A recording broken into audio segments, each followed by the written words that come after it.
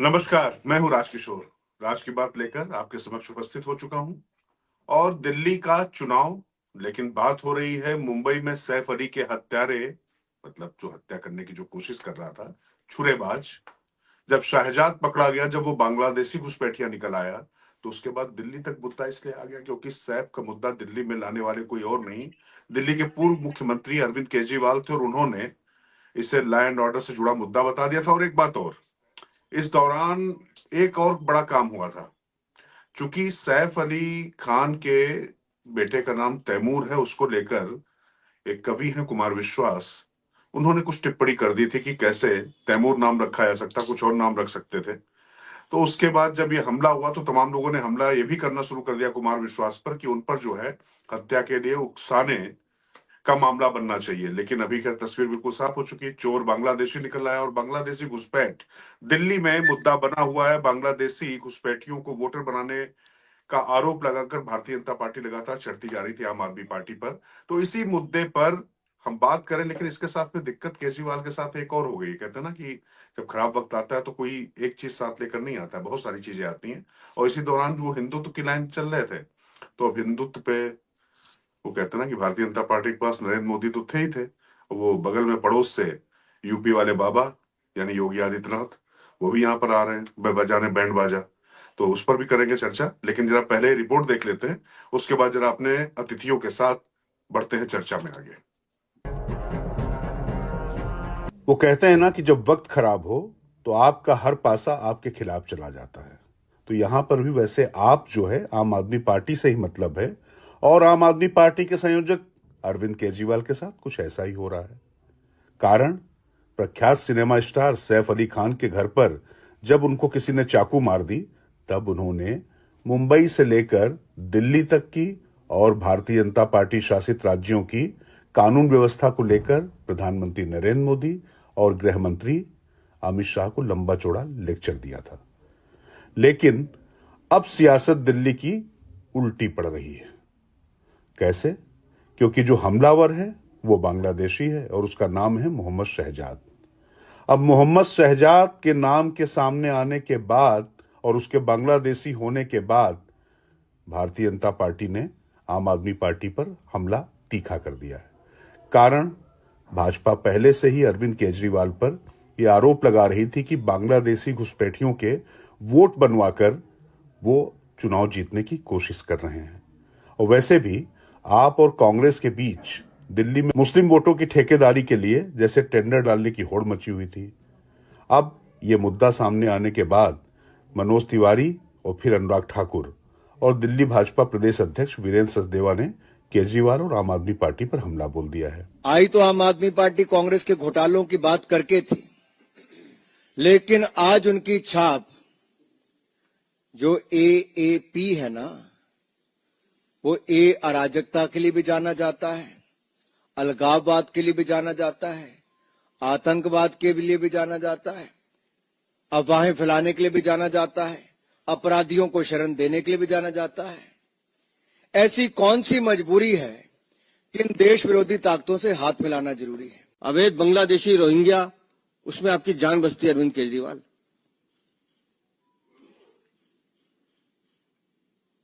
एक खान पे हमला होता है तो अरविंद केजरीवाल सारे काम छोड़ के प्रेस कॉन्फ्रेंस करने बैठते हैं, लेकिन जब वो हमलावर पकड़ा जाता है और वो बांग्लादेशी निकलता है तो ये चुप हो जाता है। अब इतना ही नहीं, हिंदुत्व की लाइन पर जा रहे अरविंद केजरीवाल की हवा निकालने के लिए भारतीय जनता पार्टी ने बटोगे तो कटोगे का नारा देने वाले यूपी के मुख्यमंत्री योगी आदित्यनाथ की एंट्री करवा दी है। 23 जनवरी से वो दिल्ली के चुनावी अखाड़े में उतर रहे हैं। एक तरफ तो सैफ के बहाने बांग्लादेशियों से कितनी सेफ है दिल्ली, ये मुद्दा रहेगा, क्योंकि बांग्लादेशियों के साथ खड़े दिखाई पड़ते हैं अरविंद केजरीवाल। और अब योगी आदित्यनाथ, जब हिंदुओं की जहां तक बात है तो उस मामले में वो सबसे प्रखर और मुखर चेहरा है, और उनकी 14 रैलियां यहां पर रखी गई हैं। वैसे हरियाणा में आपको बता दें कि जिन सीटों पर योगी आदित्यनाथ गए थे वहां पर 64% और महाराष्ट्र में करीब 85% सक्सेस रेट रहा है। लेकिन खैर इससे कोई आकलन नहीं निकालते हैं, पर निश्चित तौर पर योगी आदित्यनाथ का आना न सिर्फ पूर्वांचल के वोटरों बल्कि हिंदुत्व की लाइन पर भारतीय जनता पार्टी को बढ़त दिलाने वाला हो सकता है। बहरहाल दिल्ली में अब हवाई वादे करने वाले केजरीवाल का सामना विरोधियों की हवा उड़ाने वाले योगी आदित्यनाथ से होने जा रहा है और दिलचस्प मुकाबले का काउंटडाउन शुरू हो चुका है। और उस पर तुर्रा ये कि सैफ अली खान के बहाने अब बांग्लादेशियों का मुद्दा बहुत ज्यादा बड़ा हो चुका है। तो ये जो बांग्लादेशी घुसपैठ कितनी बड़ी समस्या है, और सैफ अली खान का मुद्दा उठा तो दिया था अरविंद केजरीवाल ने जल्दबाजी में, लेकिन कई बार होता है ना, बार बार मैं कहता हूं कि जिंदगी भर वो सदाएं पीछा करती हैं, लेकिन इस समय अरविंद केजरीवाल जिंदगी की तो बात जाने दीजिए, एक दिन पहले कुछ बोलते हैं दूसरे दिन ही वो सदाएं उनका पीछा करने लगती हैं। भाई सैफ अली खान पर हमला कानून व्यवस्था की दिक्कत थी। अब जब बांग्लादेशी आ गया तो जिन बांग्लादेशियों के प्रति आप सहानुभूति दिखा रहे हैं, जिनसे आपकी बड़ी मोहब्बत दिखाई पड़ रही है, आखिर उस पर क्या होगा? तो बात करते हैं। हमारे साथ आप देख सकते हैं स्क्रीन पर वेद भूषण जी, रिटायर्ड एसीपी, वो बैठे हुए हैं, क्योंकि मामला यहाँ पर घुसपैठ का है तो एसीपी साहब को लाना बहुत जरूरी था। और आप देख रहे हैं नीलू रंजन जी, दैनिक जागरण के जो वरिष्ठ पत्रकार हैं, वो साथ में बैठे हुए। राकेश शुक्ला जी, आप सब उनको सुनते रहते हैं उनकी ओजस्वी वाणी में। नवीन दुबे जी, वो अपनी दिल्ली को लेकर जो उनकी अपनी समझ है उस पर भी हम इस पूरे चर्चा में उनका भी योगदान लेंगे। लेकिन सबसे पहले वेद भूषण जी आपके पास इसलिए आना पड़ेगा, बांग्लादेश से निकल आया शहजाद। तो अब ये अरविंद केजरीवाल ने मुद्दा उठाया था लैंड ऑर्डर का, अभी घूम के पीछे चीजें आ रही, लेकिन वाकई ये मुद्दा दिल्ली के लिए कोई मुद्दा है, या आपको लगता है कि सिर्फ खबरों के लिए है, चर्चा के लिए है? कुछ गंभीरता इसमें दिखाई पड़ती है। देखिए राजकिशोर जी, रोहिंग्याज और बांग्लादेशी का मुद्दा ना केवल दिल्ली बल्कि पूरे हिंदुस्तान के लिए बहुत ही सेंसिटिव और डेलिकेट मैटर है। अब ये बदकिस्मती है केजरीवाल की कि हर बार इस बार उनका उल्टा पड़ रहा है। जो भी बात वो करते हैं उसके रिवर्स कुछ ना कुछ बात निकल कर आ जाती है। अभी उनके ऊपर कोई अटैक हुआ कि जी मेरे पर अटैक कर दिए, इससे उनको थप्पड़ घूंसे पहले पिटाई उटाई कर दी गई थी। पिछले इलेक्शन में उनका वीडियो बड़ा वायरल रहता है। इसी तरह उन्होंने कहा कि भाई ऑटो वाले मेरे से बिगर बात नाराज कर दिए गए हैं, उनको कांग्रेस ने बहका दिया है, लालच दे दिया है। उनके खिलाफ जो ईडी में एक चार्जशीट का मामला था उसमें क्लियरेंस दे दी कि हाँ इनके खिलाफ चार्जशीट अब ट्रायल हो सकता है मनीष सिसोदिया एंड कंपनी के खिलाफ। तो और राहुल गांधी कह रहे हैं कि मैं केजरीवाल के खिलाफ डायरेक्ट अटैक करने के लिए मैदान में उतरूंगा। अब दुर्भाग्य से वो मामला तो मुंबई का था, सैफ अली खान का। अच्छी खासी इन्वेस्टिगेशन चल रही थी, उसमें बहुत सारे एंगल निकल कर आ रहे थे। जैसे आपने तैमूर का नाम लिया, अब तैमूर उन्होंने बेटे का नाम इसलिए रखा कि वो हिंदुस्तान के लोग उससे खुश हो या नाराज हो तो आप तय करेंगे, आपके दर्शक तय करेंगे। तैमूर लंग वो आदमी था जिसने दिल्ली के अंदर 15 दिन के अंदर 1 लाख हिंदुओं का कत्ल किया और बाद में समरकंद भाग गया। वो अच्छा बुरा था, वो आपके दर्शक तय करेंगे कि हिंदुओं के लिए कितना अच्छा आदमी था। और जो सैफ अली खान ने जो रखा उसका नाम क्या हम लोगों के लिए चढ़ाने के लिए रखा, या अपने जो पुरखे थे, जो उनके पुरखे ही कहूंगा वो तो, क्योंकि मुस्लिम है तो उनके पुरखे रहे होंगे, कोई ना कोई समरकंद से आए होंगे, औरंगजेब आए होंगे, इनके पुराने रिश्तेदार रहे होंगे, क्योंकि जमीन भी वक्त की वो वहीं से लेकर आए थे। जमीन हिंदुस्तान में तो थी नहीं, सब वो जमीनें वहीं से लाए थे अपना। जिस जिस जगह से वो आए थे, मंगोल आए थे, चंगेज आए थे, फला आए थे, सब जमीनें वमीनें सब बेग में सब लाए थे, जिनकी औलाद आज हम सबके सामने है। पर वो बादशाह उल्टा पड़ गया। जब इन्वेस्टिगेशन हुई, तमाम तरह के क्या तमाम तरह के हंगामे चल रहे थे कि कोई वहां से बहुत बड़ा गैंगस्टर्स है और वो अमेरिका से ऑपरेट कर रहा है, 1 करोड़ की बात झूठी है, ये तो 100 करोड़ दे सकता है, इस पोजीशन का आदमी है, और इसकी जो अमीरी स्थिति है बहुत भयंकर है, नवाब पटौदी खानदान से ताल्लुक रखता है, इसकी पहली बीवी अमृता है जिसका बेटा इब्राहिम है, वो नीचे वाले फ्लोर पर रहते हैं, उनके साथ भी कुछ अनबन चल रही थी, बहुत तरह के कयास चल रहे थे। परंतु दुर्भाग्य से वो मटका फूट गया और एक बिल्कुल कहते हैं ना खोदा पहाड़ निकली चुहिया, वो एक बांग्लादेशी निकला है, बिल्कुल उठाईगिरी ये टाइप। चूहे पर देखिए, वो तो हो गई व्यक्तिगत बात और वो हो गई भावनाओं की बात, लेकिन जो बांग्लादेशी घुसपैठ का मुद्दा है, ये वाकई मतलब जो है चूहे जैसे घुसपैठ करके पूरी फसल को खराब कर देते हैं, वैसे घुसपैठ मानवता के लिहाज से कुछ चीजें हो सकती हैं, आप तमाम चीजें करिए, लेकिन किसी भी देश की संप्रभुता के लिए, किसी देश की जो अपनी आर्थिक स्थिति है उसकी सुरक्षा के लिए एक बड़ा खतरा है। लेकिन ये जो मुद्दा है, क्या दिल्ली के लिए कुछ मुद्दा है या नहीं है, मैं ये आपसे समझना चाहता हूँ। दिल्ली के लिए नहीं, मैं तो हिंदुस्तान के लिए कह रहा हूँ, बहुत बड़ा मुद्दा है। ठीक है, तृणमूल की जो बहन जी है वो कहती है कि सब मेरे भाई हैं, मैं इनको जितनी भी सहायता मदद कर पाऊंगी बांग्लादेशियों करूंगी, खाना पीना रहना करूंगी। वही अरविंद केजरीवाल की लाइन है। इनके एक एमएलए हैं अमानतुल्ला खान, उन्होंने, आपको याद होगा, बड़ी वीडियो वायरल हुई, 10-10 हजार रुपए दिए, पानी की व्यवस्था करी, उनके खाने की व्यवस्था करी रोहिंग्याज बांग्लादेशी के लिए। अब हालत ये आ चुकी है दिल्ली शहर के अंदर, आपको ये डिस्टिंग्विश करना बहुत मुश्किल है कि जो सामने आपके लड़का या लड़की खड़ी हुई है, क्या वो हिंदुस्तानी है, क्या वो बांग्लादेशी है, पाकिस्तान को बिलोंग करती है।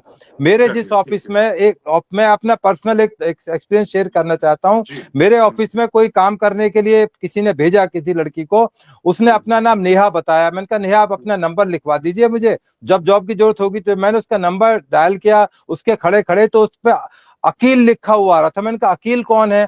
कहने लगे मेरे हस्बैंड है। तो मैंने कहा आपने तो बताया था मैं हिंदू हूँ, नेहा हूँ। कहने लगे जी नेहा तो मुझे प्यार से हिंदुस्तान में बोल देते हैं, मेरा नाम जरीना है, वो पांडव नगर में रहती हैं, चाहे तो मैं आपका नंबर भी शेयर कर दूंगा, उसमें मैं कोई ऐसा सीक्रेट नहीं बता रहा कि मैं बिल्कुल आपको हूँ, और राइट नाउ दे दूंगा किसी को भी चाहिए। तो इस तरह की हालत हो चुकी है। ऐसे एग्जाम्पल एक नहीं है, बहुत सारे एग्जाम्पल हैं। अब ये जो लड़का पकड़ा गया है, जिस शहजाद जिसका नाम बता रहे हो, गरीब जिसको बता रहे हैं, बहुत गरीब था बेचारा, ट्रेवल करके नौकरी की तलाश में यहाँ आ गया। जिस गरीब का नाम आप बता रहे हैं उसका नाम विजय दास बताया था, उसके और भी कई नाम है। डॉक्यूमेंट बेचारा कोशिश कर रहा था, बनवाए होंगे, ये तो मुंबई पुलिस ज्यादा बेहतर तरीके से बता पाएगी कि वो पुलिस डॉक्यूमेंट बनवा पाए या नहीं बनवा पाए। तो ये बदकिस्मती है कि केजरीवाल की, कि जो भी पासा, अब वो उन्होंने बांग्लादेशियों की पहले तारीफ कर रहे थे, उनकी हिमाकत कर रहे थे, आज वो मामला उल्टा पड़ गया। अब वो, उनके पास एक ही तर्क है जो उनकी आतिशियां बोलती हैं कि ये सेंट्रल गवर्नमेंट का फेलियर है, बीएसएफ का फेलियर है, क्योंकि वो वहां से उनको आने दे रहे हैं। अब हम करें क्या, हमारी तो मजबूरी है उनको झेलना। अब वो कहते हैं बीएसएफ इसके लिए जिम्मेदार है। अब उनको ज्ञान कौन दे, कल को बीएसएफ उनके अंडर लगा दी जाए, मेरी गारंटी है राजकिशोर जी, वो किसी को नहीं रोक पाएंगी। बीएसएफ का जो संख्या है और जो बॉर्डर की लंबाई चौड़ाई है, और किसी देश में वर्ल्ड में अमेरिका सबसे पावरफुल माना जाता है, मैक्सिको में उनके लिए जीना उनके लिए मुश्किल हो गया है। हिंदुस्तान से तमाम लोग डॉकी मारकर मैक्सिको जाते हैं, वहां से अमेरिका लोग आ जाते हैं। तो ये वर्ल्ड की समस्या है, बांग्लादेश और हिंदुस्तान की समस्या नहीं है। परंतु अब उनकी मजबूरी है, वो आतिशी हो, केजरीवाल हो, कि जी वो सेंट्रल गवर्नमेंट का फेलियर, हम क्या करें। वो दिल्ली आ जाते हैं तो हमें तो राशन पानी देना, इंसानियत हमारे ऊपर इतनी ज्यादा चढ़ी हुई है कि हम इनको डिपोर्ट भी नहीं करना चाहते, क्योंकि हमारे वोटर भी हैं, हमें इनसे वोट भी लेना है। तो मजबूरी में फंस गए अब केजरीवाल। नहीं ठीक है, नहीं ठीक है भूषण जी, लेकिन नवीन जी, हाँ, मजबूरी में फंस देखिए, गए। अरविंद केजरीवाल जी मतलब जो है कैसे फंस गए हैं, क्या फंस गए हैं, लेकिन एक बात तो है कि जितनी सहानुभूति उन्होंने दिखाई, जो पाकिस्तान से निर्वासित होकर जो हिंदू आए हुए थे, वो हिंदू बस्तियों में भी मैं गया था, वहां पर उनको बाहर निकालने की बात एक समय वो कर रहे थे। लेकिन अब ये जो बांग्लादेशी वाला मुद्दा, मैं बिल्कुल चुनावी मुद्दे पे आता हूँ, अभी कौन गलत कौन सही से ज्यादा नहीं, क्योंकि ये मुद्दा उठाया उन्होंने लॉ एंड ऑर्डर का, प्रधानमंत्री को बहुत उन्होंने तकरीर की, अमित शाह को लेकर भी बड़ी नसीहतें दे डाली। लेकिन अब कुल मिला के जब ये मुद्दा सामने आ गया, तो फिर कहीं ना कहीं ये मुंबई की चीज वो लेकर आए, बोलते ना कि आ बैल मुझे मार। तो अब ये बैल जो है घुस गया दिल्ली के चुनाव में, बांग्लादेशी वाला, और ये कितना नुकसान करेगा, आपको कैसे लगता है? राजकिशोर जी, सवाल, हाँ बिल्कुल मेरे से सवाल था आपका। जी जी, देखिए ऐसा है, सैफ अली खान के ऊपर जो हमला हुआ, शहजाद जिसका नाम बताया जा रहा है जिसने किया, वो पकड़ा गया, मुझे नहीं लगता है कि वो सब फैक्टर कहीं दिल्ली के चुनाव में असर करने वाला है। भारतीय जनता पार्टी चाहे कितना ही नैरेटिव सेट करे, चलने वाला नहीं है, पहली चीज। दूसरी चीज आती है, हम दिल्ली के चुनाव पे फोकस करेंगे, मुद्दा ही नहीं है तो चर्चा करना बेकार है। दूसरी चीज होती है इन्फिल्ट्रेशन, जितना भी भारत के अंदर हुआ है। दिल्ली नेशनल कैपिटल है, दिल्ली नेशनल कैपिटल है, कोई इंडिपेंडेंट राज्य नहीं है। यूपी पड़ता है, बिहार पड़ता है, झारखंड पड़ता है, बंगाल आता है, बहुत सारे राज्य बड़े बड़े पड़ते हैं, इनमें तमाम जगह भाजपा की सरकारें हैं। और ऐसा नहीं है कि सारे रोहिंग्या आ गए तो दिल्ली में ही बस गए। आप नोएडा में ढूंढ लीजिए, बहुत सारे मिल जाएंगी, लखनऊ में देख लीजिए, पूरे देश के कोने कोने में देख लीजिए, जहां किसी भी पार्टी के साथ उससे बहुत बड़ा फर्क पड़ने वाला। दिल्ली के चुनाव पर तो नहीं है। अब हम चूंकि दिल्ली के चुनाव पर बात कर रहे हैं, मैं बड़ी एक नई चीज बताना, नई चीज क्या पुरानी चीज है, वो अपडेट करना जरूरी है बुलंद भारत के दर्शकों को। देखिए 1993 में दिल्ली राज्य का गठन हुआ, हम्म, पहले 5 वर्ष सरकार चली भारतीय जनता पार्टी की, पहली सरकार बनी थी जो बनी हुई थी वो भारतीय जनता पार्टी की हुई थी, जिसमें 5 साल के अंदर 3 मुख्यमंत्री भाजपा को चेंज करने पड़े। क्या वजह रही, भाजपा बेहतर बता पाएगी। दूसरी चीज आती है, उसके बाद शीला दीक्षित जी का टेन्योर आया। उन्होंने 98 से 2013 15 वर्ष तक दिल्ली पे शासन किए, काम किया। दिल्ली को जरूरत के हिसाब से बेहतर जो अपना वो कर सकती थी उन्होंने बेहतर किया। हम लोगों ने नोटिस किया कि फ्लाईओवर उनकी देन है, इसको स्वीकार करना पड़ेगा, नकार नहीं सकते। डेवलपमेंट वास्तविकता की अगर आधारशिला रखी गई तो शीला जी कार्य, उसके बाद वो कॉमनवेल्थ भी हुए, तमाम आरोप भी लगे सुरेश कलमाणी और इन सब पे, लेकिन बावजूद इसको उन्होंने काम किया। जी 2013 में अरविंद केजरीवाल की पार्टी चुनाव लड़ी, 2012 में गठन हुआ था आम आदमी पार्टी का।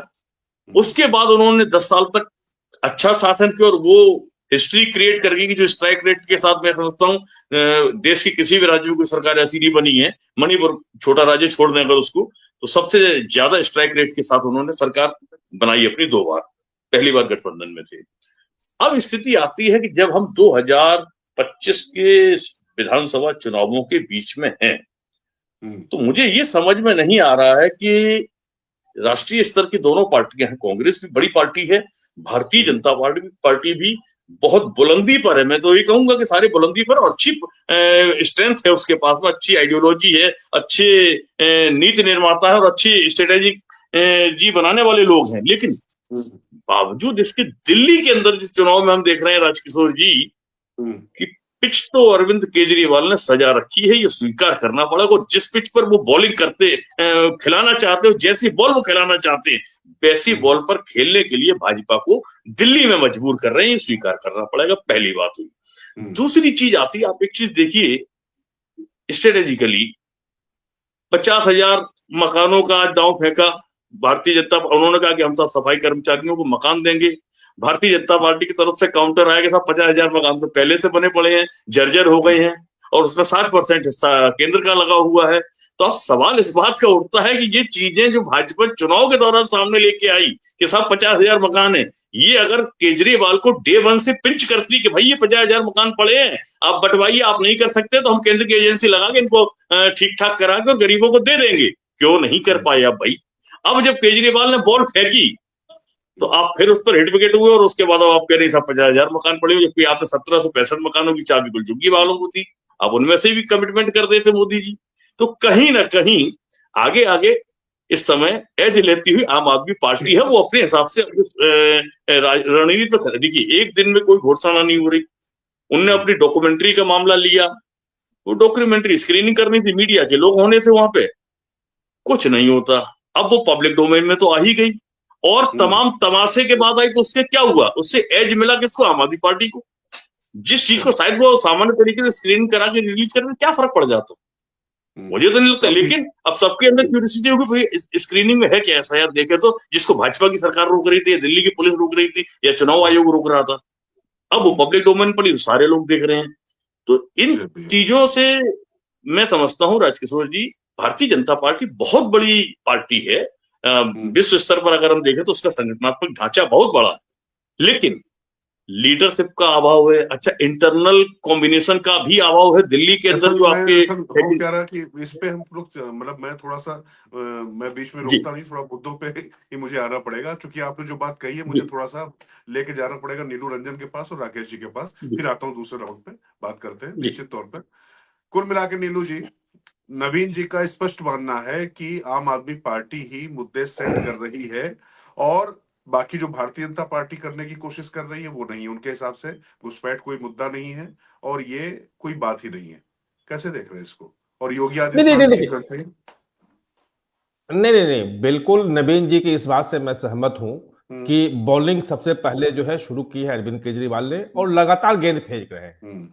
लेकिन सवाल यह है कि क्या वो पिच पे विकेट पे गेंद जा रही है, या कुछ भी गेंद फेंक दे रहे हैं।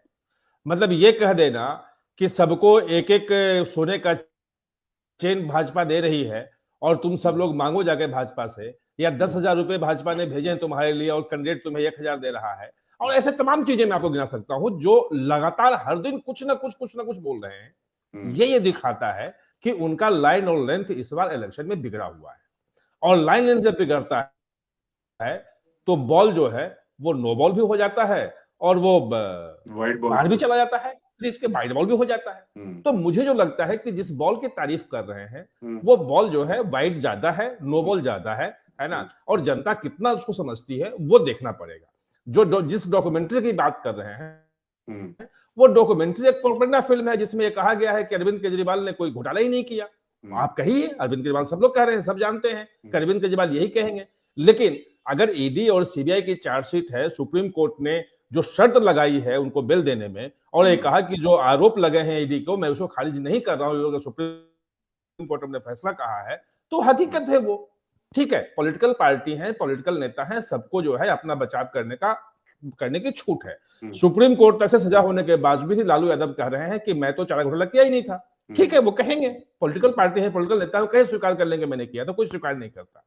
तो सबसे पहली बात ये कि वो या तो वाइड बॉल कर रहे हैं, बॉल तो बहुत फेंक रहे हैं, या तो नो बॉल हो रहा है या वाइड बॉल हो रहा है, वो विकेट पे एक भी नहीं आ रहा है। और इसलिए बहुत सारे हिट विकेट, एक और चीज होती है नीरू रंजन जी, हिट विकेट होती है, खुद ही हिट हो रहे हैं अपनी बॉल पे। अरे इसीलिए हर गेंद पे बल्ला भी नहीं घुमा रही है भाजपा, जवाब भी नहीं दे रही है, उसके लायक भी नहीं समझ रही है। आप ध्यान से देखें तो तमाम चीजों पे रिएक्ट भी नहीं करती है। अब बात रही रोहिंग्या की और सैफ अली खान की। देखिए, एक मुद्दा तो क्लियर है कि सैफ अली खान के घर में अगर किसी बांग्लादेशी ने घुसपैठ करके उसमें हमला किया, वो शायद दिल्ली में बड़ा मुद्दा ना हो। लेकिन समस्या यहां दूसरी है। समस्या यह है कि जो 12% वोट मुस्लिम का है वो अरविंद केजरीवाल खोने की मतलब वो कहें कगार पर है, खोने की स्थिति में नहीं है कि वो खो नहीं सकते। अगर खो देंगे 12% वोट तो वो हार जाएंगे। और अगर 88% हिंदू हैं और अगर हिंदुओं की बात नहीं करेंगे तो सिर्फ 12% के सहारे वो सरकार में नहीं आ सकते। तो इसलिए पिछली बार हनुमान चालीसा पढ़ रहे थे और इस बार भी तमाम हिंदुओं के ग्रंथियों को, पुजारियों को ये देना वो देना, तमाम हिंदुओं की बात कर रहे हैं वो। ठीक है, वो एक चल रहा है। अब सवाल ये है, वो मान रहे हैं और ये सब लोग विश्लेषण भी कर रहे हैं, जितने भी राजनीतिक विश्लेषक है वो भी मान रहे हैं कि चूंकि जो जीत रहा होता, जो भाजपा को हराएगा, मुस्लिम वोट उधर जाएगा। तो वो मुसलमानों के मामले में बिल्कुल चुप है, एक शब्द नहीं बोलते हैं, सिर्फ हिंदुओं की बात कर रहे हैं, एक हिंदू लीडर की तरह खुद को सामने ला रहे हैं ताकि हिंदू वोट अधिक से अधिक उनके पास आए और मुस्लिम वोट तो आएगा ही आएगा। लेकिन इस बार दूसरी समस्या हो गई है। इस बार सीलमपुर में खड़े होके राहुल गांधी ने कह दिया कि हम मरते दम तक आपके साथ हैं। ऐसे साफ था कि 2020 का दंगा हो या सीए का प्रोटेस्ट हो, आपने अरविंद केजरीवाल जी ने कभी मुसलमानों के उस प्रोटेस्ट में नहीं, कभी साथ नहीं दिया, जबकि कांग्रेस हमेशा उसमें खड़ी रही। और इस बार भी वो जाके मैसेज उन्होंने दिया है। और जिस ढंग से टिकट बांटा है कांग्रेस ने, वो सारे लोग अक्रॉस द लाइन ये तारीफ कर रहे हैं कि अच्छा टिकट दिया है। अगर वो मुस्लिम वोट ले आते हैं तो आपकी मुश्किलें ज्यादा बढ़ जाएंगी, जो आप नहीं कर सकते। इसीलिए सैफ अली खान पे वो चुप है बांग्लादेशी के मामले पे, और इसीलिए भाजपा बार बार कह रही है कि भाई अगर तुम सचमुच में हिंदू नेता हो तो आप उसके खिलाफ भी बोलो। आपने जब सलमान खान के यहां हुआ था तब तो आपने कह दिया कि बिश्नोई को, जो लॉरेंस बिश्नोई को अमित शाह ने पाल रखा है और वो हमला करवा रहा है, ये करवा रहा है, तमाम चीजें आपने कही थी। ऐसा नहीं है कि नहीं कही थी। तो इस बात क्यों नहीं बोल रहे हो? ये एक नहीं, सवाल है कि वो नहीं बोल रहे हैं लेकिन वो डक करके निकले जा रहे हैं। वो तो एक देखिए राजनीतिक चतुराई हो सकती है, लेकिन क्या ये मुद्दा चस्पा हो रहा है? नहीं, ये सवाल है। ऐसा है कि डक करके निकल जाएंगे तो कम रन बनेगा, उसमें भी हार जाएंगे। आपको तो बॉल खेलना ही पड़ेगा। वो तो खिला रहे हैं ना, खेल कहां रहे हैं? वो तो खिला रहे हैं, खेल कहां रहे हैं? ना ना ना ना ना ना ना ना इस बार जो ये बॉलिंग कर रही है सैफ अली खान वाले मुद्दे पे, तो भाजपा कह रही है कि बोलो, मैं बॉल दे रहा हूं, इस पे मारो। वो डक कर रहे हैं। तो बहुत देर तक चीजें डक नहीं कर सकते हैं। जनता है, सब कुछ जानती है। तो इसलिए देखिए, अरविंद केजरीवाल इस बार बहुत ही मुश्किल इलेक्शन में फंसे हुए हैं। मैं आपको पहले से कह रहा हूं, जो 20 तक का इलेक्शन था उस वक्त बेदाग उनकी छवि थी, वो एक लोकप्रिय नेता थे। और उस वक्त उन्होंने ये किया था कि भाई 20 का भी इलेक्शन आप देख लें कि केंद्र में मोदी और दिल्ली में केजरीवाल। इस बार तो कोई डरा ही नहीं है। इस बार तो कभी स्टूडेंट को कहते हैं कि हम पास देने के लिए चिट्ठी लिख देते हैं कि मेट्रो में ही पास दिया जाए, कभी महिलाओं के लिए कुछ करते हैं, कभी युवाओं के लिए कुछ कर देते हैं। मतलब लगातार हर दिन कुछ ना कुछ कर रहे हैं, और ज्यादा कुछ ना कुछ करने से, बोलने से जो है वो भरोसा लोगों का कम होता है। देखने के अभी तक देखिए इलेक्शन सेट नहीं हुआ है। मेरा ये मानना है कि अभी 5-6 दिन लगेगा।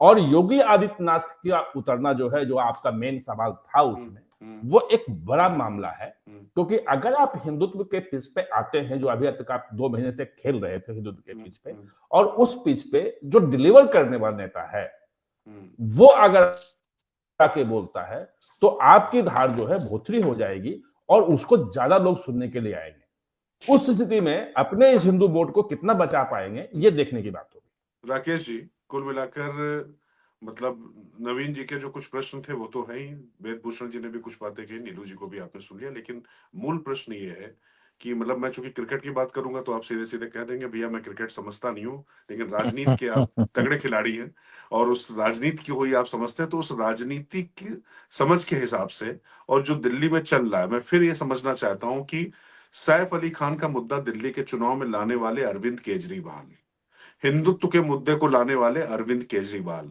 सैफ अली के मुद्दे पे शहजाद आ जाता है, और हिंदुत्व के मुद्दे पे मतलब जो है योगी आदित्यनाथ आ जाते हैं। आज की तारीख में मतलब पूरे देश में जब हिंदुत्व का नाम आएगा तो भगवा पहने हुए मुख्यमंत्री वही है, और बटोगे तो कटोगे का जैसा जो नारा बिल्कुल जो चल चुका है वो भी दिया हुआ है।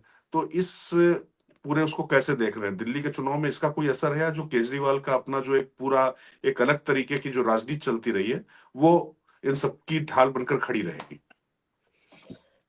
देखिए ये जो आपका घुसपैठियों का मुद्दा है कितना प्रभावी होगा ये कहना कठिन है, लेकिन एक छोटा सा मैं उदाहरण रखूंगा और तथ्य है वो कि दिसंबर 2024 में दिल्ली के जो संभ्रांत मुस्लिम समाज के लोग हैं वो एलजी से मिले थे, और एलजी से मिलकर उन्होंने ये मांग की थी कि दिल्ली में पहले आर्थिक रूप से, फिर सामाजिक रूप से, और अब राजनीतिक रूप से घुसपैठियों का दखल बढ़ रहा है, जो हमारे समाज के लिए चिंता का विषय है। ये मुस्लिमों तो ने मतलब मुस्लिमों ने ही ये मुद्दा उठाया था। मुस्लिम समाज का प्रतिनिधिमंडल बीके सक्सेना से मिला था, ये फैक्ट की मैं बात कर रहा हूँ। जी जी जी जी। और मिलके उन्होंने ये कहा कि पहले आर्थिक तौर पे मतलब जो दुकानों में फेरी और कबाड़ वाला ये सब कर रहे थे, उसके बाद फिर सामाजिक तौर पे, यानी हमारे यहाँ घुसपैठ शुरू हो गई, हमसे रिश्ता नाता करने लगे, आना जाना शुरू हो गया, और अब राजनीतिक तौर पे भी दखल की इच्छा उनकी बढ़ गई है, यानी आने वाले समय में वो चुनावी राजनीति में भी आ सकते हैं। तो इसका मतलब ये हुआ कि यदि हम 2003 की रिपोर्ट का स्मरण करें जो आई थी, 2000 में एक रिपोर्ट आई, नीलू जी को ज्यादा पता होगा, होम सेक्रेटरी ने एक रिपोर्ट दिया था जो उनके सारे सीमा सुरक्षा बल की तरफ से आया था, उसके हिसाब से 2000 में 1.5 करोड़ घुसपैठी आ चुके थे, बांग्लादेशी और रोहिंग्या, और 3 लाख हर साल के हिसाब से घुसपैठ की आशंका जताई गई। जी हाँ, ये खबरें की हैं हमने, ये खबरें बिल्कुल सच है। 2003 में एक रिपोर्ट आई जिसमें कहा गया कि देश की 2 दर्जन लोकसभा और 125 विधानसभा सीटों पे रोहिंग्या मतदाता हो गए हैं, रोहिंग्या और बांग्लादेशी, यानी घुसपैठिए मतदाता हो चुके हैं। ये 2003 की रिपोर्ट है। फिर 2020 में केंद्रीय गृह राज्य मंत्री नित्यानंद राय ने संसद में बताया, उनसे प्रश्न पूछा गया तो संसद में बताया कि 1 लाख जो देश में आए, वीजा लेके आए हुए बांग्लादेशियों में 1,10,000 लोग वीजा खत्म होने के बाद भी वापस नहीं गए, लापता हो गए। फिर 2023 में 16 लाख फिर से वीजा लेके आए, और उनमें से करीब 2 से 3 लाख लोग फिर लापता हो गए। तो जो 3 लाख साल आने की जो संख्या थी, ये तो आंकड़ा इसको मैच करता है। और जो आपके सिलीगुड़ी कॉरिडोर से घुसपैठ हो रही है, क्योंकि बांग्लादेशियों का सबसे जो कहना चाहिए कि अहम कॉरिडोर है वो है सिलीगुड़ी कॉरिडोर। तो वो सिलीगुड़ी कॉरिडोर से घुसते हैं और वहां कुछ दिन बसने के बाद यहाँ जब उनका पूरा कागज बंदोबस्त हो जाता है, तब ठाठ से वहां से वो ट्रेन में रिजर्वेशन करा के दिल्ली, मुंबई, चेन्नई और बेंगलोर जैसे शहरों में पहुंचते हैं। मैं ये तो नहीं कहता सवाल यही है ना राकेश जी कि ये कागज बन कैसे रहा है इनका, कौन बनवा रहे हैं कागज इनके? दिल्ली में देखिए कौन बनवा रहा है, उसका एक प्रमाण अभी दिल्ली में आया, 11 लोग गिरफ्तार हुए। उन 11 लोगों में 6 वो लोग थे जो आधार कार्ड बना रहे थे 10-10 रुपए में, और वो बांग्लादेशी थे। और जो 5 लोग थे वो एक समाज से जुड़े हुए लोग थे, सैफ अली खान के। तो इस तरीके से मैं ये नहीं कह रहा जो पकड़ा जाएगा हम उसी को अपना प्रमाण मानेंगे। अब पकड़े गए लोगों का अनुसार ये है कि जब देश में रिजर्वेशन कंफर्म कराने का मामला बड़ा लंबा रैकेट चल रहा था और एक गिरोह पकड़ा गया, तब पता चला कि रिजर्वेशन कराने में भी घपलाबाजी चल रही है। नहीं पता नहीं चलता, लोग भाई आम यात्री तो ये सोचा था हम टिकट लिए भाई सीट नहीं होगी, रिजर्वेशन कंफर्म नहीं हुआ। वो तो जब पकड़ा गया रैकेट तब पता चला ना कि अरे भाई साहब आपकी सीट कहाँ से कंफर्म होगी, ये तो पीछे के दरवाजे से टिकट कंफर्म हो रही है। उसी तरह से उनके जो दस्तावेज बन रहे हैं वो तो जब पकड़ा जा रहा है, एक गिरोह पकड़ा गया, 2 गिरोह पकड़ा गया, तो ये धीरे धीरे पता चल रहा है ना कागज कहाँ बन रहे हैं, एक मुश्त कागज बन रहे हैं। तो इसलिए राजनीतिक दखल उनका बढ़ रहा है और इसका प्रमाण है 2003 की रिपोर्ट, और उनका घुसपैठ बढ़ रहा है इसका प्रमाण है 2020 और 2023 की रिपोर्ट, सरकारी रिपोर्ट की मैं बात कर रहा हूं। तो घुसपैठ अगर बढ़ रही है राकेश जी, तो ये फिर मामला तो केंद्र सरकार की तरफ घूमेगा ना? नहीं, अब देखिए उसमें 2 चीजें हैं। आंतरिक सुरक्षा जो है वो केंद्र और राज्य दोनों का विषय है। तो उसमें केंद्र, अब दिल्ली में यदि विषय ये आता है कि भाई पुलिस दिल्ली सरकार के पास नहीं है, एकदम सही बात है कि दिल्ली सरकार के पास नहीं है। यहाँ पे दूसरे राज्यों की अपेक्षाकृत राज्य सरकार की जिम्मेदारी ज्यादा बढ़ जाती है। ज्यादा इसलिए बढ़ जाती है, वेद जी बैठे हैं, वो तो प्रशासनिक अधिकारी रहे, पर मैं जितना पत्रकार के रूप में समझ पाया हूं कि दिल्ली में जो सारा काम काज है वो राज्य और केंद्र के समन्वय से होता है।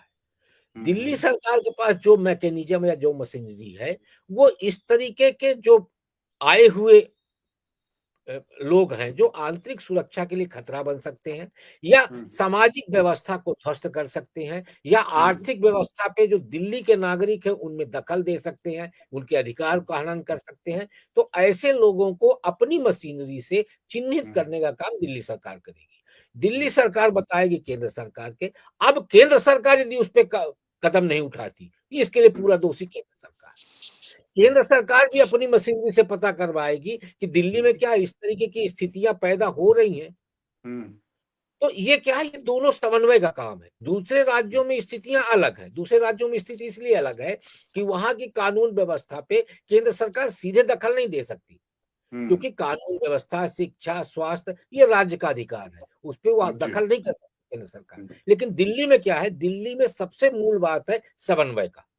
राज्य और केंद्र सरकार क्योंकि राष्ट्रीय राजधानी क्षेत्र है, इसलिए दोनों को कदम ताल मिला के चलना होता है, और इसीलिए जो पहले की सरकारें रही हैं वो लगातार कदम ताल मिला के चलती रही हैं।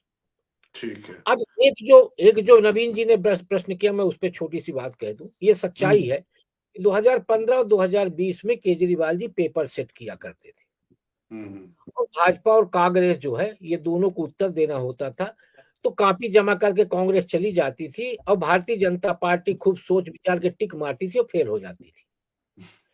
इस बार का जो वस्तुनिष्ठ प्रश्न है वो पब्लिक ने तैयार किया है, और उसमें जो 4 उत्तर लिखे हुए हैं उसमें तीनों को टिक मारना है। केजरीवाल जी चारों में ही टिक मार रहे हैं, तो माइनस मार्किंग हो जाएगी क्या? कोई भी बॉक्स नहीं छोड़ रहे कि कोई एक तो उत्तर सही होगा, इसीलिए माइनस मार्किंग तो नहीं है ना यहाँ पर चुनाव में? माइनस मार्किंग आप देखिए टिक कैसे मार रहे, जातिवाद का मुद्दा वो ले आए, हिंदुत्व का मुद्दा वो ले आए, क्षेत्रवाद का मुद्दा वो ले आए, झुग्गी झोपड़ियों का मुद्दा वो ले आए, ये सारे मुद्दों को लेके आए, तो आप अंदाजा लगाए कि इस बार वो पेपर सेट नहीं कर रहे। तो इसलिए एजेंडा सेट करने की जो बात की जा रही है कि सारे लोग उनके एजेंडे पे आ गए हैं, नहीं, मैं ये कहूंगा कि कुछ लोग उनके एजेंडे पे आए हैं, तो कुछ एजेंडों पे केजरीवाल को भी जाना पड़ा है। ठीक है, चलिए।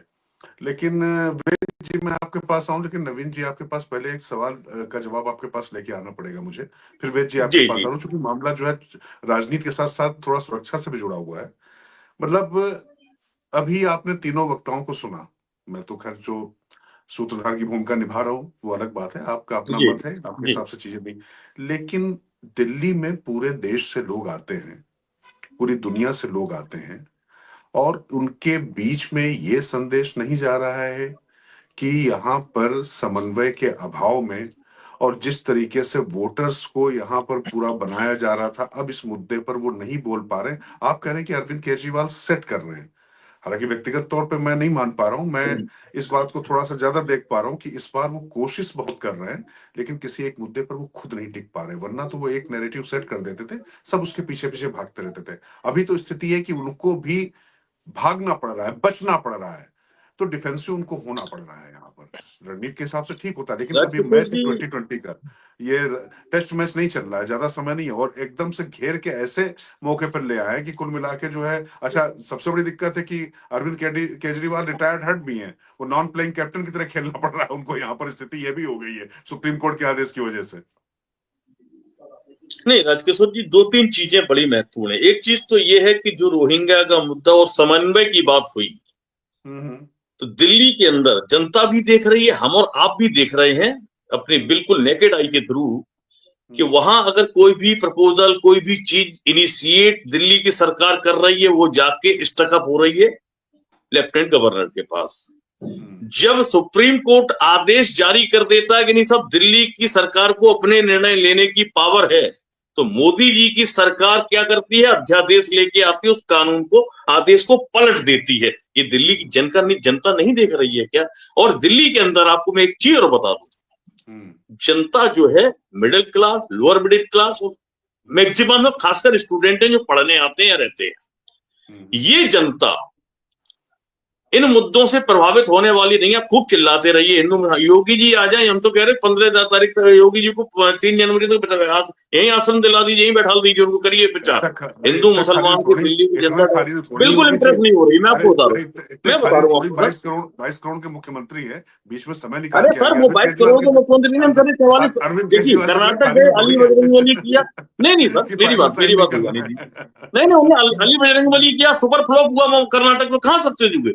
और महाराष्ट्र में गए तो महाराष्ट्र की इनकी ही पार्टी के नेताओं ने उनका विरोध कर दिया, भाई ये सब यहां मत करिए आके। हमारे अजीत पवार ने कहा, एकनाथ शिंदे ने कहा, उन्हीं के नेताओं ने उनका विरोध किया। नहीं, तो उनकी ये जो पार्टी नहीं, देखिए, सहयोगी दल, ये सब, उनकी ये पार्टी योगी सहयोगी जी दल। का कोई विजन डॉक्यूमेंट नहीं। उत्तर प्रदेश में कहां डेवलपमेंट है, कहां रोजगार है, कहां इंडस्ट्री है, कहां कुछ है? कहीं कुछ नहीं है। हिंदू मुसलमान चिमटा बजाते नहीं कि बैठ के बजा रही है जनता। लेकिन आज आक्रोश के स्वर दिखाई दे रहे हैं उत्तर प्रदेश में भी, स्वीकार करिए। मैं धर्म वर्म को राजनीति में नहीं लाऊंगा, धर्म एक निहायत निजी विषय होता है। नवीन जी, एक बड़ी राजनीति दिलचस्प प्योरली बात है, जनता के हित के आपको लिए होती है। आपको यूपी का आक्रोश दिखाई पड़ रहा है, लेकिन दिल्ली का आक्रोश नहीं दिखाई पड़ा, जबकि आप नहीं, पटना दिल दिल्ली में में बैठे आक्रोश, हुए हैं। आप, मैं तो वही पूछना चाह रहा हूं। मैं तो अपने इस प्रतिष्ठित पैनल से एक चीज सवाल कर रहा हूं कि भाई कौन सा ऐसा बेस वोट है जो भाजपा को जाएगा, और कौन सा ऐसा बेस वोट है जो आम आदमी पार्टी से डाइवर्ट होगा, तो क्यों होगा। तीसरी चीज है, कांग्रेस के वोट प्रतिशत में इजाफा होगा तो क्यों होगा। मैं अब एक चीज बता देता हूं, देखिए छात्रों के बीच में आप कहीं सर्वे कराइए, केजरीवाल, गरीबों में केजरीवाल, ऑटो वालों में केजरीवाल है, मजदूरों में केजरीवाल है, और जो लोअर मिडिल और मिडिल क्लास है उसमें सर्वाधिक लोकप्रिय है व्यापारी। की आपने जीएसटी के कमर तोड़ दी, क्यों आपको व्यापारी आपके साथ जाएगा भाई दिल्ली में बीजेपी के? आप बताइए, कोई लॉजिक तो हो कहीं को आपका पास। देखिए भारतीय जनता पार्टी की नसों की, राजनीति की नसों में जो दौड़ता है वो हिंदू का मुसलमान दौड़ता है। वो मुद्दा दिल्ली में कामयाब होगा नहीं, पहले भी नहीं हुआ है। लिहाजा भारतीय जनता पार्टी के माथे पर जो चिंता की लकीरें हैं वो केवल इसीलिए है कि दिल्ली हमारे यहां से गया। अब क्या होगा, दिल्ली अगर चला गया तो आने वाला समय आपका बिहार का चुनाव है, और नीतीश कुमार भी इतने सहज नेता नहीं है जितना भारतीय जनता पार्टी उन्हें समझती है या हम और आप समझते हैं। वो कब किस करवट उठ बैठ करेंगे पता ही नहीं होता। चलिए, मैं वेद जी आपके पास हूं, लेकिन थोड़ा पॉलिटिकल मामला ज्यादा हो गया, थोड़ा नीलू जी को लाना पड़ेगा बीच में। नीलू जी, फ्लोर इज योर्स। थोड़ा नवीन जी ने बहुत बढ़िया पिच सेट की है, केजरीवाल सेट कर पाया ना कर पाया, लेकिन नवीन जी बहुत बढ़िया पिच सेट कर रहे हैं। नवीन जी की मैं तारीफ करूंगा, शानदार क्यूरेटर है वो। आप बताइए। नहीं, मैं जो कह रहा हूं कि बिल्कुल नबी जी सही बोल रहे हैं, लेकिन सवाल यह है कि जो वोटर बिल्कुल पक्का अरविंद केजरीवाल जी का है, वो लोकसभा चुनाव में भाजपा के पास क्यों चला जाता है? वो भाजपा में जाता है। मैंने आपको पहले ही बताया था कि लगभग 15-17% वोट ऐसे हैं जो फ्लोटिंग वोट है, जो भाजपा को भी देते हैं और विधानसभा में जाके केजरीवाल को देते हैं। वो फ्लोटिंग वोट है, यानी कि उसको भाजपा से कोई परहेज नहीं है और उनको आपसे भी कोई परहेज नहीं, किसी का भी परमानेंट वोटर नहीं है। अब सवाल यह है कि ये जो वोटर जो फ्लोट करता है वो मुद्दों पे करता है। जब लोकसभा का चुनाव होता है नीलू जी तो को फ्रेम में राष्ट्रवादी, लाइए, नीलू जी को मेन फ्रेम में लाइए प्लीज जी। जब लोकसभा का चुनाव होता है तो वो वोटर जो है राष्ट्रवाद के नाम पे, राष्ट्रीय सुरक्षा के नाम पे, विकास के नाम पे वो मोदी को वोट देता है। लेकिन जब विधानसभा को चुनाव होता है तो यहां पे फ्रीबीज 2020 में फ्रीबीज थी, या उसके पहले केजरीवाल एक नई राजनीति ला रहे थे, नई धारा राजनीति की, जिसमें ईमानदारी की बात थी, जिसमें तमाम चीजें थी, तो उनको वोट करता है। वो वोट उनका पक्का नहीं है। अगर इतना पक्का वोट होता है अरविंद केजरीवाल का तो 2019 के इलेक्शन में उनको 18% वोट नहीं मिलता और कांग्रेस को 22.5% वोट नहीं मिलता। और 2022 का जो एमसीडी इलेक्शन है उसमें भी कांग्रेस को 17% वोट मिले थे और अरविंद केजरीवाल की आम आदमी पार्टी थी, उसको सिर्फ और सिर्फ 42% वोट मिले थे। तो ये ऐसा कोई इनका पक्का वोट बैंक नहीं है, ये पहले क्लियर कर देता हूं। अच्छा, ये मतलब नीलू जी एक सवाल पूछ रहे हैं, चूंकि कई बार पूछ लिया है, एक दर्शक हैं मदन मोहन अग्रवाल जी, वो कह रहे हैं कि बटेंगे तो कटेंगे, हरियाणा में चला, महाराष्ट्र में चला, तो दिल्ली में क्यों नहीं चलेगा? ये सवाल है उनका। तो मुझे लगा चूंकि दर्शक का सवाल है और दर्शकों के लिए सब कुछ हम कर रहे हैं, तो कुल मिला के चर्चा उठी के लिए, तो इसका भी जवाब जो पैनलिस्ट देना चाहे दे देंगे बात में जी। नहीं, देखिए ऐसा है कि मैंने पहले ही कहा है आपको कि बटेंगे तो कटेंगे, वो हिंदुत्व के, हिंदुओं के एकजुट होने का नारा है। वो हिंदुओं के एकजुट होने को कई लोग उसको मुसलमान के खिलाफ मानते हैं कि अगर हिंदू एकजुट हुए तो मुसलमान के खिलाफ हो जाएंगे। ये स्वाभाविक रूप से है और विपक्षी दल जो है यही प्रसारित भी करते हैं कि देखो हिंदू एकजुट हो रहा है तो तुम खतरे में आ जाओगे। जबकि अभी तक जहां जहां भाजपा की सरकारें रही हैं वहां कहीं ऐसा नहीं देखा गया है कि मुसलमान खतरे में आ गया हो या उनकी नागरिकता छिन गई हो। 2019-20 का पूरा यूसीसी जो पूरा था तो वो शाहीन बाग वाला, तो वो यही था कि तुम्हारी नागरिकता छीन लेंगे। ये अमित शाह का बता रहे थे कि अगर एसीसी लागू हो गया तो देखो क्या क्या होगा तुम्हारे साथ। अब वो लागू हो चुका है, सबका वो नागरिकता मिल रही है, कहीं कुछ हुआ ही नहीं। तो एक मुसलमानों में भय दिखा करके लोग, विपक्ष के लोग उनको एकजुट करना चाहते हैं। लेकिन जो हिंदुओं को एकजुट करने में एक है तो एक रहेंगे, नेक रहेंगे, एक है तो नेक है और एक है तो सेफ है, और कटेंगे बटेंगे तो कटेंगे, ये नारा जो है ये काफी प्रभावशाली नारे के रूप में आया है। और हिंदुत्व के पिच पे अगर अरविंद केजरीवाल खेलते हैं तो शायद इस नारे के सामने उनकी चीजें नहीं चल पाएंगी। चलिए वेद भूषण जी, कुल मिलाकर अब मुझे आपके पास आना पड़ेगा। कई सवाल उठे हैं पैनल में और कई मुद्दों पर भी चर्चा हुई है, लेकिन चूंकि आप तो पुलिस वाले भी हैं और लगातार सामाजिक मतलब चीजों से जुड़े हुए हुए हैं, जैसे आपकी यहाँ पर मतलब काफी दिल्ली में काफी आर्म्स फोर्सेस के लोग भी हैं, पुलिस वाले भी हैं, रिटायर्ड सब लोग हैं, उनके बीच में भी ये मुद्दे मतलब नहीं होते हैं कि मतलब बॉर्डर्स की क्या स्थिति है, इंटरनल सिक्योरिटी की क्या स्थिति है, क्योंकि सुबह से शाम तक पुलिस वाले तो सुरक्षा, संरक्षा और इसी पर सोचते विचारते रहते हैं, तो उनके बीच में भी मुद्दा नहीं है। बिल्कुल बहुत बड़ा मुद्दा है। अभी शुक्ला जी की बात को मैं आगे बढ़ा रहा हूं। अभी उन्होंने बताया था कि किस तरह से उनके तमाम पेपर, आधार कार्ड, राशन कार्ड, तमाम जो आम आदमी पार्टी के नेता हैं उनको मुहैया करा रहे हैं। ठीक है, उनका वोट बैंक है। अभी उनके एक बहुत एमएलए हैं, सिटिंग एमएलए हैं, जिनको दिल्ली पुलिस 2 बार नोटिस देके बुला चुकी है कि बांग्लादेशी पकड़े गए हैं और आपकी मोहर और आपके सिग्नेचर से सारे पेपर तैयार किए गए हैं। अब वो ज्वाइन नहीं कर रहे हैं क्योंकि इलेक्शन का बहाना मार रहे हैं और कोई बहाना मार रहे हैं। मोहर भी उन्हीं की है, इलेक्शन भी उन्हीं का है, कंस्टिट्यूएंसी भी उन्हीं की है। अब वो है ना कि आम आदमी पार्टी और तृणमूल कांग्रेस की स्थिति आ चुकी है, उद्देश्य वेश से कोई ताल्लुक नहीं है। उनकी केजरीवाल को दिल्ली महफूज चाहिए, उनकी बनी रहे, चाहे देश कुर्बान हो जाए, इससे कोई लेना देना नहीं है। इसी तरह तृणमूल कांग्रेस की भी यही स्थिति है, मुसलमानों को खुश करने के लिए। और अभी नीलू जी कह रहे थे ना, सॉरी, जो हमारे दूसरे प्रवक्ता कह रहे थे, धर्म का और राजनीति का हाँ बहुत बड़ा मेल है। हाँ, दुबे जी को मैं बताना चाहता हूं कि अमेरिका के जब प्रेसिडेंट, अभी आप देखना, शपथ लेते हैं तो किस पर शपथ हाथ रखते हैं अपना जो है, तो ये कह देना कि हाँ हिंदू धर्म सबसे घटिया, ये कह सकते हैं वो जो हमारे प्रवक्ता हैं कि हिंदू धर्म साला सबसे घटिया है। नहीं, घटिया नहीं है, उन्होंने कहा कि इससे हिंदू लोगों को कुछ नहीं फर्क पड़ता। नहीं, ये हकीकत है, हिंदुओं को इससे कुछ नहीं फर्क पड़ता कि किसकी सरकार बने। मैं नहीं, उन्होंने उनका अभिप्राय यही था कि हिंदू और उसका कोई फर्क नहीं पड़ता। राजनीति का नहीं, आपने ये कहा था कि राजनीति का धर्म से कोई वास्ता नहीं, वास्ता है। मैं आपको अमेरिका के प्रेसिडेंट का बता रहा हूँ, बाइबल पर रखकर कसम खाते हैं वो।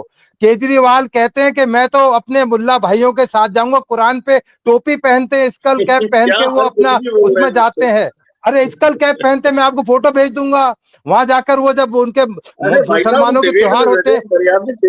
हाँ, मर्यादा नहीं है, अरे भाई मर्यादा नहीं, मैं आपको फोटो भेज दूंगा। आपने स्कल कैप में कभी उनकी फोटो नहीं देखी क्या? अरे आपने कभी स्कल कैप में उनको देखा नहीं? खजूर खाते हुए उनके साथ नहीं देखा? अब आप आंखें बंद कर रहे हैं तो उसका हिसाब किताब कोई नहीं। आप ये कह दें कि राजनीति का धर्म से कोई वास्ता नहीं है, वास्ता है, क्योंकि केजरीवाल मुसलमानों को खुश करने के लिए किसी समय, अब वो हिंदुओं पर लगे हुए हैं, वो एक अलग बात है, उनकी मजबूरी आ गई है। वो जीत जाए, हार जाए, वो जीत जाए, मेरा नवीन जी कहना, ये जीत जाए, ये दुर्भाग्य होगा। नवीन जी वो जीत जाएंगे, दुर्भाग्य होगा, ये दुर्भाग्य होगा दिल्ली का ऐसा सीएम जीत जाए जो कभी स्कल कैप बांधता है, कभी हनुमान मंदिर जाता है। हाँ हाँ, बिल्कुल दिल्ली के दुर्भाग्य है, क्योंकि दिल्ली के लिए कोई काम बता, आप एक हॉस्पिटल बता दीजिए दिल्ली में।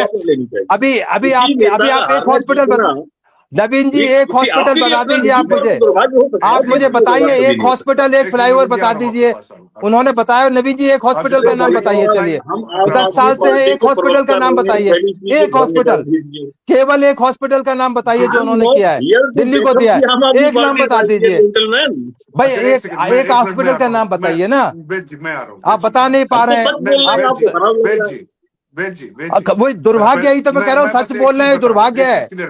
वेदभूषण जी, एक सेकंड मैं आ जाता हूँ। जी, पहली बात मैं बता दूं कि नवीन दुबे जी आम आदमी पार्टी के प्रवक्ता नहीं है, वो यहाँ पर विश्लेषक के तौर पर बैठे, नहीं उनका मैं आई एग्री, पर वो कह रहे कि धर्म का राजनीति से कोई ताल्लुक नहीं है, बिल्कुल ताल्लुक है। मैं ये इस बात पर जोर दे रहा हूँ, मैं ये नहीं कह रहा कि आम आदमी पार्टी अलग विषय है, नहीं है, ये नहीं है, मैं नहीं रहे, नहीं ना दुनिया में पहले थे, ना आज है, ना आगे रहेंगे, इनका समन्वय हमेशा रहा है। आप बताइए कौन से काल में धर्म और राजनीति अलग अलग रहे, बताइए कौन से? उन कालों में तो पूरा समग्र धरती भारत के चक्रवर्ती राजा दशरथ हुआ करते थे, चक्रवर्ती। हाँ, तो ये दुर्भाग्य है ना, कि ये हिंदू धर्म का दुर्भाग्य है, हिंदुओं का दुर्भाग्य है कि हम लोग कभी भी इकट्ठे ले रहे। हाँ, तो ये दुर्भाग्य रहा ना कि हमने धर्म को राजनीति को अलग करने की कोशिश की, कभी भी नहीं थे धर्म और राजनीति अलग, नहीं अलग नहीं थे। आप मॉडर्न सिविलाइजेशन को पढ़ना नहीं चाहते हो, कुछ भी बोले जा रहे हो। अरे अमेरिका से ज्यादा मॉडर्न है क्या आप? अमेरिका से ज्यादा मॉडर्न है, बाइबल पर कसम खा रहे हैं वो, आप उससे ज्यादा मॉडर्न समझ रहे हैं क्या अपने आप को? अमेरिका तो एग्जाम्पल देते हैं ना। मोदी जी संविधान को मानते हैं, मत भागवत गीता को मानते हैं, बताइए, आप बता दीजिए। मोदी हिंदुओं की वकालत करते, मोदी और योगी हिंदुओं की वकालत करते हैं, बिल्कुल खुलेआम वकालत करते हैं हिंदुओं की। अरे आप कुछ भी, मतलब यार नैरो माइंडेड विचारधारा से आप भाई, नैरो माइंडेड नहीं, आप नैरो माइंडेड नहीं है, नैरो माइंडेड नहीं, पर आपने ये कहा कि धर्म का राजनीति का कोई मेल नहीं है, बिल्कुल मेल है, धर्म और राजनीति का बिल्कुल मेल है। ठीक है, चलिए ठीक है, दुर्भाग्य से जीत जाएंगे वो अलग बात है, वो दुर्भाग्य होगा दिल्ली का, देश का, युवाओं का। हाँ, तो वो आप कहते रहिए, हाँ बिल्कुल दुर्भाग्य, ये तो सबसे बड़ा दुर्भाग्य है, तृणमूल कांग्रेस का दुर्भाग्य, ये कल वेस्ट बंगाल में दुर्भाग्य है, ये वेस्ट बंगाल का दुर्भाग्य है कि तृणमूल के वहां पर पावर में चीफ मिनिस्टर है वो, और आप आपके मुंह से प्राइम मिनिस्टर निकल रहा है, आपके मुंह से प्राइम मिनिस्टर निकल रहा है, शायद प्राइम मिनिस्टर बन जाए तृणमूल कांग्रेस की। आपको चलिए देखिए शायद यार, केजरीवाल भी ऐसा है कि सपना रखते political हाँ, केजरीवाल भी debate प्राइम है। मिनिस्टर बनने का आप बेंच सपना ऊपर जी, रखती बोलिए, हैं। नीचे बोलिए। राहुल गांधी भी राहुल गांधी नवीन प्राइम जी, मिनिस्टर बनने का बेंच जी, सपना रख रहे बेंच हैं। जी, सारे अरे सपना भाई है कौन आपके। देखे, प्लीज हम तो कह रहे बेंच जी, बेंच जी ऐसे भी हम लोग देखे डिबेट सपना नहीं प्राइम करते मिनिस्टर ना। बनने का, हमें नवीन तो जी, अच्छा लगेगा। हम ये कहेंगे हम लोग नवीन उनके जी, साथ एक डिबेट मिनट, करें, क्या करो नवीन जी, क्या नवीन जी, करोगे भाई? एक मिनट, एक मिनट, एक मिनट, एक मिनट, ठीक है, अच्छे से बात करते हैं, आराम से अच्छे से बात होगी, लेकिन राकेश जी आपको लाना पड़ेगा। हाँ, बात रही कि भाई ये एक बड़ा विषय रहा है राकेश जी, कि राजनीति अलग है, धर्म अलग है। अच्छा, ये अलग बात है कि धर्म को राजनीति में लाने के लिए भारतीय जनता पार्टी पर तमाम लोग प्रहार करते रहे हैं, लेकिन जो लोग प्रहार करते रहे वो भी धर्म को लाते रहे। अगर मैं दिल्ली में चूंकि बात कर रहा हूं, मैं कांग्रेस की भी बात करूं या अरविंद केजरीवाल की भी बात करूं, भाजपा की भी बात करूं, तो निश्चित तौर पर धर्म को लेकर आए और सभी लेकर आए। और जब 84 में जो कुछ हुआ था उसको यहाँ चर्चा नहीं, सिर्फ एक संदर्भ के लिए मैं बता रहा हूं, तो वो भी धर्म के आधार पर ही किया गया था, जो पूरा यहाँ पर कत्लेआम हुआ था। इस तरीके से बहुत सी चीजें हुई हैं, तो ये सच्चाई है, लेकिन ये सच है कि संविधान सर्वोपरि है किसी भी प्रशासनिक व्यवस्था में, और संविधान के आधार पर देश चलता है। लेकिन यहीं पर जो है, अगर आप ग्रंथी और पुजारी भी लेकर आ रहे हैं, इससे पहले अगर आप इमामों को लेकर आ रहे हैं, तो समय के हिसाब से कौन क्या लेकर आ रहा है, तो ये अलग बात है। विषयांतर ज्यादा हो जाएगा, समय हमारे पास कम है। जिस मुद्दे पर हम हैं राकेश जी, अब कुल मिलाकर ये आखिरी मतलब दौर है, तो इसमें अरविंद केजरीवाल और योगी आदित्यनाथ और साथ में सैफ अली खान, ये जो मैंने विषय लिया था, विषय इसलिए नहीं लिया था कि ये नाम बड़े हैं, इसलिए क्योंकि ये वो ग्रंथ ही है चुनाव की, और हर समाज में इन नामों के साथ में चूंकि ये मौजूद है इस समय, उनसे जोड़कर जो चीजें चलती चली आ रही, उन समस्याओं की तरफ भी लोगों को उद्घाटित करवाना था, बात करनी थी। अब नवीन जी का ऐसा मानना है कि घुसपैठ कोई मुद्दा नहीं है, वेद भूषण जी मानते हैं कि ये मुद्दा है, और राजनीतिक मुद्दे के साथ साथ में सुरक्षा को मुद्दा है। इसको तो मेरे ख्याल से इस पैनल में बैठा हुआ कोई भी व्यक्ति ऐसा नहीं होगा जो ना मानता हो। लेकिन ये जो चुप्पी है, जो मौन है, जो मनमोहन सिंह को मनमोहन सिंह और पता नहीं क्या क्या चीजें बीजेपी और कांग्रेस वाले सब, अरविंद केजरीवाल वगैरह ज्यादा कहते रहे, अब आज की तारीख में इन मुद्दों पर बोलती तो नहीं निकल पा रही है केजरीवाल की भी। नहीं, आपने बहुत सारी चीजों का एक खिचड़ी बना दिया है। अब खिचड़ी बन गई ना, करे क्या? पंचमेल खिचड़ी, मान लीजिए बाबा रामदेव का वो पंचमेल खिचड़ी वाला है पूरा जी। मैं एक एक लाइन में बोलता हूँ कि जी। मैं जब किताब पढ़ा इतिहास की, तो उसमें लिखा हुआ था राजधर्म। हम्म, हमारे यहाँ जब राजनीति अपने पीक पे पहुंची, तो धर्म का चश्मा लगा दिया पूजा पद्धति से। हम्म, जो मंदिर जा रहा है वो धर्म हिंदू, और जो मस्जिद जा रहा है वो इस्लाम धर्म। हम्म, तो राजधर्म जो था पहले राजतंत्र में, तो हम्म, हिंदू राजतंत्र में भी राजधर्म था, यानी कि कर्तव्य और न्याय। हम्म, और मुगल शासन काल में राजधर्म बदल गया। तब धर्म का मतलब ये था कि इस्लाम के अनुसार न्याय। तो इसलिए राजधर्म पहले भी था, आज भी है, आगे भी रहेगा। और अटल जी ने यही राजधर्म की बात कही थी, जिसको लेके विपक्ष खूब तालियां पीट रहा था। तब उसके लिए राजधर्म बहुत अच्छा था। तो ये राजधर्म की परिभाषा अब राजनीति में अलग अलग तरीके से हो गई। तो हर आदमी अपनी तरीके से परिभाषित करता। अब जहां तक आप बात कर रहे हैं चुप्पी की, तो चुप्पी क्या है कि इस बार बिल्कुल हवा नहीं चल रही, आपको ही पता है, और खामोश पब्लिक है। 2013 में जब मैं बस में चला करता था, तो यात्री अरविंद केजरीवाल जी के लिए लड़ने के लिए तैयार हो जाते थे, खड़े हो जाते थे यदि कोई बात कर दे तो। 2015 में जो आपके झुग्गी बस्तियां, अनथराइज कॉलोनी के जो लोग थे, ऑटो वाले थे, वो सब केजरीवाल के खिलाफ सुनना पसंद नहीं करते थे। 2020 में वो रेशियो कम हुआ, और वो रेशियो कम होने का एक कारण आप देखिए कि 2015 में 6 सीटें ऐसी थी जहां सबसे कम मार्जिन में आम आदमी पार्टी जीती, और 2020 में वो दुगना से ज्यादा हो गई, यानी 15 सीटें ऐसी थी जहां 700 से लेके 5000 वोटों से जीत हार हुई। इस बार मतदाता खामोश है, और अरविंद केजरीवाल जी को ये लग रहा है कि ये खामोशी कहीं हम पे भारी ना पड़ जाए। योगी आदित्यनाथ जी को लेके इसलिए चर्चा तेज हो गई है कि 2023 नवंबर 2023 में योगी आदित्यनाथ जी हैदराबाद गए थे नगर निगम चुनाव प्रचार में, और उन्होंने एक माहौल तैयार किया था। आज इसमें कोई दो राय नहीं है, हिंदुस्तान नहीं, विश्व के किसी भी हिंदू बंसी से आप पूछेंगे तो वो उनको ब्रांड नहीं मानता, वो उनको हिंदुत्व मानता है।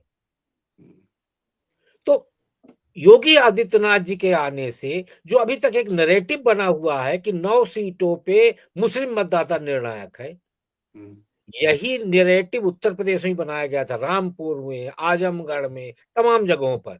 लेकिन 60% हिंदू है, ये किसी को नहीं बताया गया। और दिल्ली में तो 60%, 40% मुसलमान भी नहीं किसी सीट पे, किसी में 25 है, किसी में 22 है, किसी में 28 है। तो 28% मुसलमान यदि एक साथ गया, मान लीजिए आम आदमी पार्टी के साथ गया, कांग्रेस के साथ गया, और यदि 50% हिंदू भी योगी के आने से चला गया भाजपा के साथ, तो जो देसी कहावत है ना, खटिया खड़ी करने वाली, वो खटिया खड़ी हो जाएगी। नहीं, पर नवीन दुबे जी जो बात कह रहे हैं कि भाजपा सिर्फ हिंदू मुसलमान से चुनाव जीत पाएगी। भारतीय जनता पार्टी हिंदू मुसलमान से चुनाव जीत पाएगी तो आम आदमी पार्टी का पुजारियों को देने जा रही, ग्रंथियों को क्यों देने जा रही, मौलाओं को क्यों देने जा रही थी, न देती। और उसके बाद अक्षरधाम मंदिर में क्यों गए, हनुमान चालीसा पढ़ने क्यों जाते हैं, हनुमान मंदिर कार्नाट प्लेस और आपके मरघट वाले हनुमान जी क्यों जाते हैं, नहीं जाना वो तो पहले नहीं था जब सपरिवार अयोध्या जी गए अरविंद केजरीवाल। नवीन जी आ रहा हूँ नवीन जी मेरा निवेदन सुनिए, आप जो बोल रहे हैं मैं उस पर बात कर रहा हूँ, आप मेरे बात बोल लीजिएगा। आप या तो धर्मनिरपेक्ष बनिए, जो तथाकथित धर्मवादी धर्मनिरपेक्षता है, या तो बोलिए कि मैं हिंदू हूं। दोनों चीजें नहीं हो सकती। देखिए, आगे एक चेहरा और पीछे जो मुखौटा मिलता है ना, वो दोनों लगा के नहीं घूम सकते। एक समय के बाद पब्लिक दोनों तरफ देख लेती है। मेरा कहना यह है कि आपकी नानी बोली थी कि मस्जिद तोड़ के नहीं बनना चाहिए मंदिर, केजरीवाल जी की नानी ने, और फिर अयोध्या गए वो, और वो कह रहे हैं कि अयोध्या हम तीर्थ यात्रा करा रहे बुजुर्गों को। तीर्थ यात्रा तो सबसे पहले शिवराज सिंह चौहान ने शुरू किया था मध्य प्रदेश में। तो इसलिए धर्म की परिभाषा राजनीति अपने हिसाब से हो गई है राजकिशोर जी। और दिल्ली में मतदाताओं की खामोशी जो है, व्याकुलता लाई हुई है आम आदमी पार्टी के लिए, क्योंकि भारतीय जनता पार्टी और कांग्रेस, मैं दोनों को कहता हूं, दोनों के पास खोने के लिए कुछ नहीं है। भारतीय जनता पार्टी आज भी 34% वोट लेके चल रही है और कांग्रेस अब 4% से नीचे कहां जाएगी। तो कुल मिला के ये है कि 10 से 15% वोट भी पलटा, जो फ्लोटिंग वोट है। तो ये दोनों पार्टी आधा बांट ली तो भाई साहब 62 का आधा नहीं होगा। चलिए नवीन जी आपके पास आऊंगा, क्विक रिएक्शन, फिर उसके बाद आखिरी में जाऊंगा मैं नीलू जी के पास में। कुछ सवाल भी आ गए जब बात कर रहे थे, तो अरविंद केजरीवाल जी ने कहा था कि मुकेश अंबानी का, ये सवाल है दर्शकों के, मुकेश अंबानी का घर वक्फ बोर्ड का है, केजरीवाल बोल चुके हैं, और अमेरिका में किसी भी धर्म का व्यक्ति राष्ट्रपति बने उसको बाइबल पर हाथ रखकर ही शपथ लेनी पड़ती है। ये सब सवाल, चूंकि मुझे लग रहा है जो चर्चाएं काफी हम लोग की चल रही थी, काफी आमतौर पर हम लोग इस तरीके से बात नहीं करते एक दूसरे के बीच में, लेकिन ये चल रही थी तो उसके बीच में कुछ चीजें आई। और एक बात तो माननी पड़ेगी ना कि अगर ये जो बात की कि मुखौटा या चेहरा, कुल मिला के किसी एक मुद्दे पर तो रहना पड़ेगा ना। अगर आपको लगता है कि ये सारी चीजें हैं, और ये आपको याद होगा नानी ने मना किया था कि ऐसी जगह पे भगवान नहीं आते हैं, उसके बाद फिर वो तुरंत वहां चले भी गए। तो ये पॉलिटिकल अपॉर्चुनिज्म जो है, ये राजनीतिक अवसरवादिता लोगों को नहीं दिखाई पड़ रही है कि किसी के सामने कुछ भी कह देना और जो मुफीद लगे उसके हिसाब से आगे बढ़ जाना, तो ये लोग नहीं देखेंगे। नहीं, वो तो भाजपा को भी देखना पड़ेगा। जिस कैंडिडेट को कांग्रेस ने टिकट दिया है वो तो नास्तिक है, वो तो मानते नहीं है भगवान के अस्तित्व, वो तो बुद्धिस्ट है और भगवान को गालियां देती हैं। आज उनको टिकट दिया है ना बीजेपी ने, आप बता दीजिए। मैं तो बड़ी सीधी बात करता हूँ साहब। नहीं, दरअसल और दूसरी चीज ये प्रश्न चूंकि आपने उठाया था, नहीं मैं आपको बताऊं, प्रश्न आपने उठाया, मैं इसीलिए मैं उसको प्रूव कर रहा हूँ। आप मुझसे भी वैसे ही सवाल कर रहे हैं जैसे वेद जी आपसे सवाल कर रहे थे। नहीं, मैं एक चीज और, अरे आपके तो मंत्री जी गौतम थे, गौतम मंत्री, बुद्धिस्ट मंत्री थे, उनको हटा दिया आप लोगों ने, भगा दिया पार्टी से अपनी। गौतम मंत्री थे, राजेंद्र गौतम मंत्री थे, बुद्धिस्ट होने भगा दिया आपने, बुद्धिस्ट होने पे भगा दिया आपने, बुद्धिस्ट होने पर बुद्धिस्ट होने भगा दिया, देश को चलाना है, भगा दिया आपने। चलाना पड़ेगा। अब गहलोत की काबिलियत खत्म हो गई। कल को आतिशी की भी मुश्किल हो जाएगी, आतिशी को भी मुश्किल आने वाली है। भ्रष्टाचारी थे अजीत पवार, भ्रष्टाचारी थे शुभेंदु अधिकारी, भ्रष्टाचारी थे, सब ईमानदार हो गए। ऐसे गहलोत भी ईमानदार हो गए। इससे पहले गहलोत पर भी आरोप हो गए थे। आतिशी भी होने वाली है, आतिशी भी होने वाली है, थोड़ा इंतजार कीजिए, आतिशी भी होने वाली है। और केजरीवाल पे भी डाले, डाले, मनीष सिसोदिया पे भी डाले, जेल तक भेजा, नहीं तब से मत हुए ना ये लोग, अन्यथा तो हो ही जाते।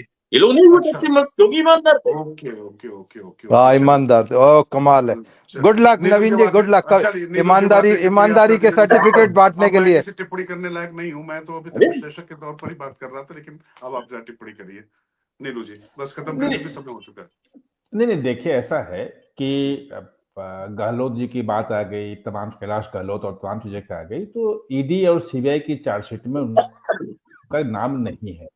और एक तरह से समझिए तो वो उन्होंने साफ कहा है कि जीओएम की बैठक में जो फैसला हुआ 12% देने का कमीशन, ये वो, उसमें मैं शामिल नहीं था। ये कहां से आया मुझे नहीं मालूम है। तो वो एक्यूज उसमें है, कोई आरोप उन पे है घोटाले का। ये बात गलत है कि अब अदा का सर्टिफिकेट उनको मिला है भाजपा में आने के बाद। तो ये देखिए फैक्चुअली हमें करेक्ट होना पड़ेगा।